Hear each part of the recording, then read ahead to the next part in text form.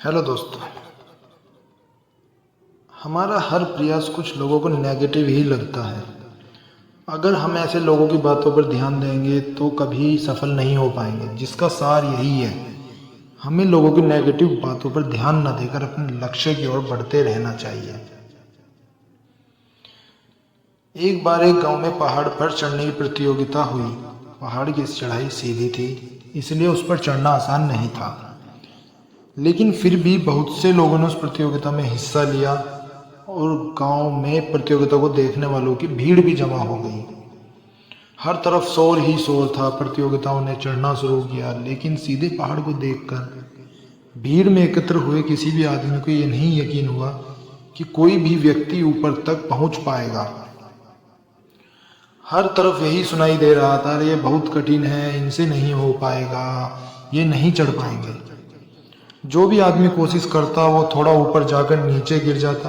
कुछ लोगों ने गिरने के बाद 2 से 3 बार प्रयास किए, लेकिन भीड़ की नकारात्मक बातें सुनने के बाद उनके भी हौसले पस्त हो गए और उन्होंने हार मान ली। बहुत देर ऐसा ही चलता रहा। लगभग सभी लोग हताश हो चुके थे, लेकिन उन्हीं लोगों के बीच एक प्रतियोगी था जो बार बार गिरने के बाद भी ऊपर चढ़ने की कोशिश कर रहा था।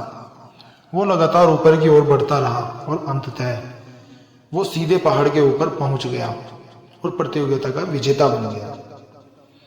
ये देखकर लोगों के आश्चर्य का ठिकाना नहीं रहा। उसकी जीत पर सभी को बड़ा आश्चर्य हुआ। सभी लोग उसे घेर कर खड़े हो गए और पूछने लगे कि भाई, तुमने ये असंभव कार्य कैसे कर दिखाया? जरा हमें भी बताओ कि तुमने विजय कैसे प्राप्त की। तभी पीछे से एक आवाज आई, अरे उससे क्या पूछते हो, वो तो बहरा है।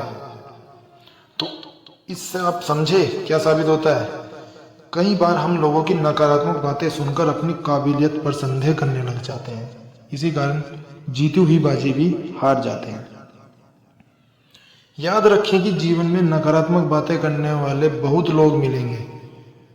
बस हमें यह करना है कि हमें उनकी बातों पर ध्यान न देना है और खुद पर यकीन रखना है। आज नहीं तो कल सफलता आपके हाथ जरूर आएगी।